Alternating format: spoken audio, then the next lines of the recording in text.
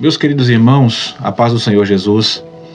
Nós tivemos agora recentemente o pronunciamento do pastor Paulo Júnior. Eu gostaria de fazer um breve comentário quanto a isso, porque quando é para a gente lançar pedras, quando é para a gente falar mal, a gente não mede esforços, não mede distância, a gente nem mede o tempo que a gente vai falar sobre isso. Mas quando é para a gente elogiar, quando é para a gente apoiar, a gente acaba se calando e prefere não se pronunciar quanto a isso. Porque existem alguns sites de fofocas, né? Como, por exemplo, o Fuxico Gospel. Eu nunca ouvi dizer que no meu gospel precisa ter fuxico, que crente tem a ver com fuxico. Pelo amor de Deus, tá tudo errado. Tem uma página chamada Assembleianos de Valor, que de valor não tem nada. Não são crentes. Estão ali apenas para disseminar o ódio, disseminar as notícias, né, de fake news. É lamentável páginas como essa. Infelizmente, não representa a Assembleia de Deus, tá? Essas páginas são páginas pessoais, problema deles. Mas enfim, eu quero só deixar bem claro. Nosso pastor Paulo Júnior, né, que agora foi exonerado do cargo, então o nosso irmão Paulo Júnior, eu reconheço que em alguns momentos ele tem se equivocado ou ele tem se elevado um pouco mais para se referir aos pentecostais. Eu sou pentecostal da Assembleia de Deus, mas reconheço também, tá, Paulo Júnior, que a gente pentecostal também deixamos a desejar em muitas coisas. A grande maioria dos que se dizem pentecostais não fazem ideia do que é ser pentecostal, então ficam envergonhando o evangelho com problemas, com legalismos, sabe, com cada tipo de falcatrua no meio da igreja, com machismos, com shows pirotécnicos, com exibicionismo, malabarismos, com coisas que não provêm do Evangelho do Senhor. Então nem todos os pentecostais são exatamente assim, mas infelizmente a grande maioria envergonha o Evangelho porque não fazem ideia do que é ser pentecostal. Acho que ser pentecostal é bater o pé no chão, é rodopiar, é sair catando cadeira. Não, isso aí é a reação de cada um, a gente entende, mas isso não é ser pentecostal. Ser pentecostal é outra coisa.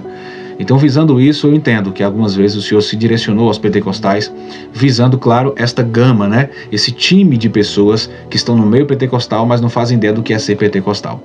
Mas eu gostaria só de deixar bem claro aqui o que o sábio Salomão vai ensinar pra gente, aqui que está em Provérbios capítulo 28 e versículo 13, quando ele diz: quem esconde os seus pecados, os seus erros, não prospera.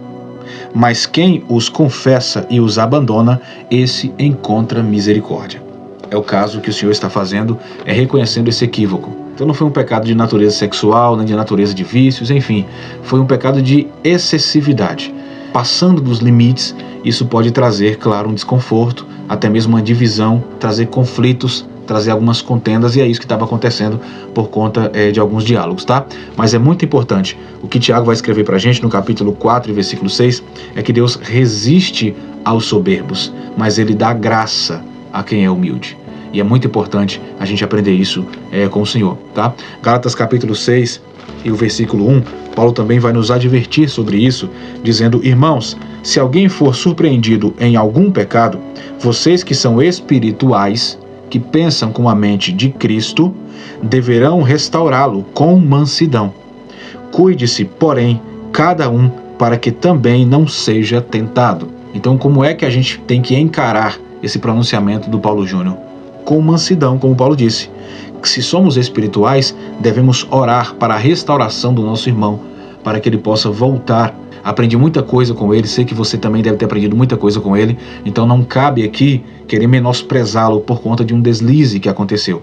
Todos nós estamos fadados a acontecer algo. Ninguém está isento de cometer excessos, mas a gente tem uma escolha. Ou a gente reconhece isso e volta atrás, como o Senhor vai falar em Apocalipse capítulo 2 para a igreja de Éfeso: veja onde você caiu, arrependa-se, volte lá e prossiga o seu caminho fazendo boas obras. Então precisamos olhar com esse carinho, o carinho de quem entende de fato o Evangelho. Para finalizar essa minha fala aqui, gostaria só de mencionar que está em Provérbios capítulo 15 e versículo 33, quando Salomão vai dizer que o temor ao Senhor é o princípio da sabedoria e é a humildade que antecede a honra. Então o que ele está dizendo é: quando eu temo ao Senhor, eu estou sendo sábio. E quando eu me coloco em um lugar de humildade, é isso que vai atrair a honra espiritual, principalmente, e a honra como servo e como serva de Deus. Então seja humilde para fazer como ele fez. Há quem dera se muitos outros pastores, há quem dera se muitos outros irmãos e irmãs tivessem a mesma humildade do Paulo Júnior para reconhecer o seu erro e decidir melhorar para servir melhor ao Senhor. Tem muita gente que está na frente de igrejas, muitas pessoas que estão na frente de ministérios e que deveriam descer do púlpito, deveriam reconhecer o seu pecado, temendo ao Senhor, se mostrando assim, serem sábios para serem melhores a cada dia, melhores espiritualmente, melhores amadurecidos espiritualmente, para que não possam envergonhar o Evangelho. Então, Paulo Júnior, que Deus abençoe sua vida sempre. Nós estamos em oração, eu particularmente estou em oração pela sua vida, para que você possa continuar com esta humildade e para que você possa continuar sendo ferramenta de Deus para a exortação. A exortação é necessária. O pai corrige o filho que ama. É assim que acontece. Às vezes a gente precisa botar a mão na ferida, ali espremer aquela secreção, tirar às vezes aquela casca para que não haja uma infecção e ali passar um remédio que às vezes vai doer, mas a intenção é curar, tá?